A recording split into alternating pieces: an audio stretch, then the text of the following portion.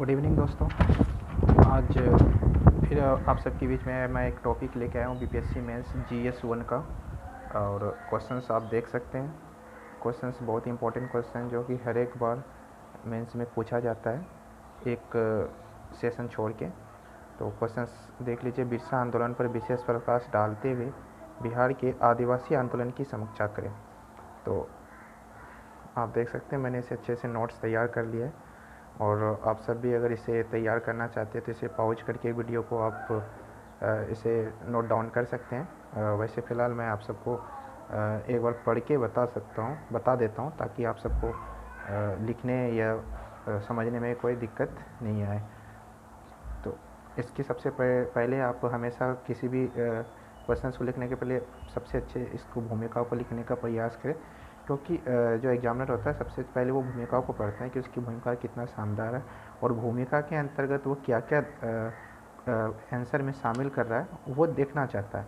तो इसी दौरान आप देखिए भूमिका को कि औपनिवेशिक शासन के दौरान उनके जनजातीय विद्रोह हुए, जिनमें सबसे विस्तृत एवं संगठित आंदोलन मुंडा आंदोलन था, जिसका नेतृत्व बिरसा मुंडा द्वारा किया गया।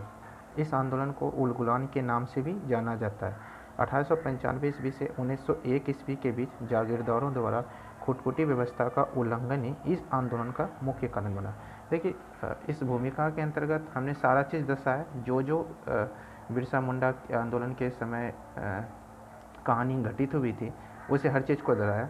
देखिए सबसे पहले मेन चीज़ है उलगुलान की संज्ञा ऐसे दिया गया था। और हमेशा आपको प्री एग्जाम में भी कभी क्वेश्चन पूछा जाता है कि उलगुलान कौन से विद्रोह से संबंधित है, तो ये चीज़ आपको इसमें पता चल जाएगा। एक तो उलगुलान हो गया, प्लस कौन से ईस्वी में यह घटित हुआ था 1895 ईस्वी में से 1900 की, ये भी आपको इसमें दर्शाना है।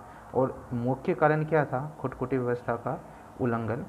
तो खुटकुटी व्यवस्था क्या थी? खुटकुटी व्यवस्था मुंडा जनजाति का एक क्या कहते हैं भू व्यवस्था थी, जिसका कि भू स्वामित्व वहीं के जनता के मुख्य लोगों के पास होता था और अपना परंपरागत रीति रिवाजों के साथ वो अपनी भू व्यवस्था को कायम रखा था। परंतु क्या कहते हैं औपनिवेशिक शासन के दौरान अंग्रेजों ने इस भू स्वामित्व व्यवस्था को समाप्त कर एक नवीन व्यवस्था को वहाँ पे लागू किया, जिसके अंतर्गत क्या हुआ कि जो भू स्वामित्व है वो ज़मींदारों, जागीरदारों, साहूकारों के पास चला गया और उसने क्या कहते हैं फिर आदिवासियों का शोषण करना स्टार्ट कर दिया। अब जैसे भूमिका ख़त्म होता है, भूमिका ख़त्म होने के बाद फिर आप एक फ्लो चार्ट दर्शा सकते हैं। ऐसा नहीं कि ये कंपलसरी है, बट एक मार्क्स ऑब्टेन करने के लिए तो वो बहुत ही ज़रूरी है। तो अब मैं दिखाना चाहूँगा कि बिरसा के आंदोलन में क्या क्या मुझे लिखना है, जैसे कारण क्या रहा इसका, उसके बाद इसका स्वरूप कैसा रहा और उसके बाद क्या क्या प्रभाव है देखने। तो ये चीज़ मैं लिख दिया ताकि एग्जामिनरों को पता चल जाएगी कि वो नीचे क्या लिखने वाले। कारण में मैंने लिख दिया खुटकुटी व्यवस्था का अंत। अब ये खुटकुटी व्यवस्था का अंत में मैंने इसको बोल्ड साइन के अंतर्गत इसे दर्शाया और मेन चीज़ इंपॉर्टेंट को चीज़ को रखा है ताकि जो एग्जाम से पढ़ने में समझ में हाँ उसने क्या लिखा है और कितना लिखा है और कैसा लिखा है उसे समझ, क्योंकि ज़्यादा बोरिंग आप टॉपिक को उसमें ऐड कर देंगे बहुत सारे तो बोरिंग लगेगा, इसलिए कुछ इंटरेस्टिंग चीज़ डालिए और छोटे छोटे पैराग्राफ में डालिए तो उसे एग्जामिनर पूरा पढ़े। हमारा मकसद ये है कि एग्जामिनर हमारे क्वेश्चंस को आंसर को पूरा पढ़ना है, उसको पूरा पढ़े, तो इसलिए उस टाइप से लिखिए। मेन चीज़ उन्हें पता होना चाहिए कि उनको फैक्ट क्या है, उसे फैक्ट पता होना चाहिए कि हाँ उनको पता है। तो अब जैसे खुटकुटी व्यवस्था का खुटकुटी व्यवस्था जनजातियों की एक परंपरागत व्यवस्थित व्यवस्था परंपरागत सामूहिक भूस्वामित्व से संबंधित व्यवस्था थी, जिसे अंग्रेजों द्वारा समाप्त कर निजी भूस्वामित्व पर आधारित नवीन व्यवस्था को लागू कर दिया गया, जो शोषणवादी व्यवस्था पर आधारित थी। फिर दूसरा पॉइंट में निजी भूस्वामित्व की व्यवस्था के अंतर्गत लगान की दर को बढ़ा दिया गया, साथ ही साथ मुंडाओं के वन संपदा प्राकृतिक संसाधन को भी नष्ट कर दिया गया। ये कारण में भी शामिल है। नेक्स्ट पेज देखिए इसका। नेक्स्ट पेज में फिर मैं इसका नेक्स्ट कारण है कि नई भूस्वामित्व प्रणाली के तहत अंग्रेजों ने मुंडा जनजाति के जमीन का भूस्वामित्व जमींदार साहूकार को बना दिया, जिसके कारण इन सभी ने मुंडाओं का शोषण किया। अब ईसाई मशीनरों द्वारा ईसाई धर्म का प्रचार प्रसार किया जाने लगा एवं धर्म परिवर्तन कराने की कोशिश की जाने लगी, जिस कारण में असंतोषजनक रोष पैदा होने लगी। अब ये सारे कारण थे, इससे मुंडा उग्रसित हो गए जनजाति। अब उसके बाद क्या क्या स्वरूप होता है वो देखने को मिलता है।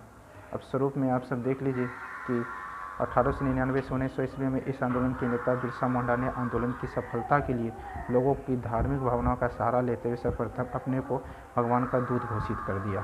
ठीक है, हजारों आदिवासी इनके अनुयायी बन गए एवं उसने लोगों को अंग्रेजों से लड़ने के लिए प्रेरित किया।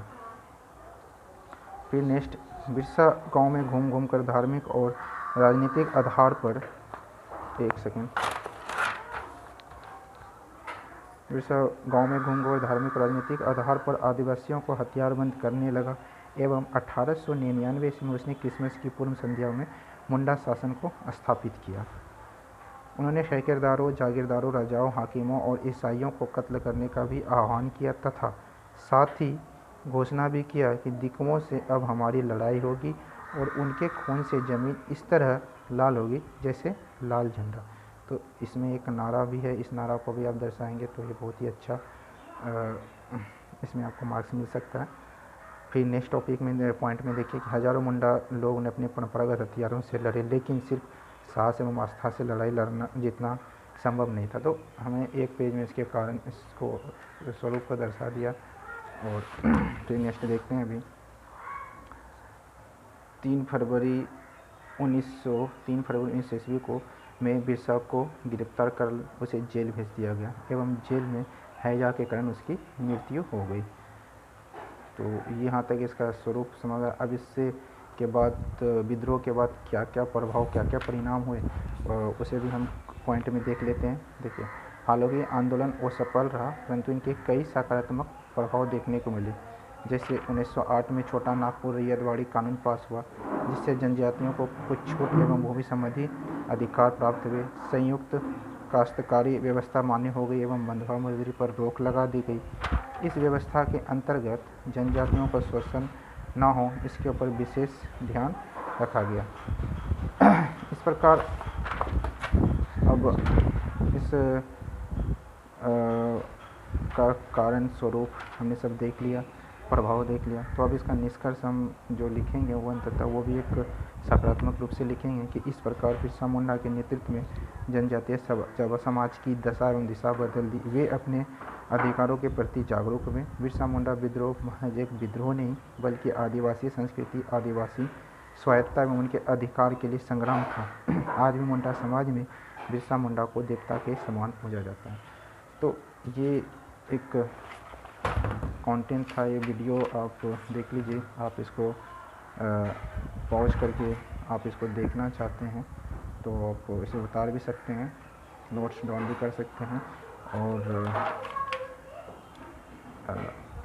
ऐसे अच्छे से PDF नोट्स बनाने से तैयार अभी से आप स्टार्ट कीजिए। बिरसा मुंडा ऐसे हर एक वीडियो में GS1 का लेके आता रहता हूँ और बाकी कुछ वीडियोज में अपने चैनल में अपलोड किए हैं तो आप उसे भी वहाँ से नोट डाउन कर लीजिए। ठीक है, ओके, थैंक यू।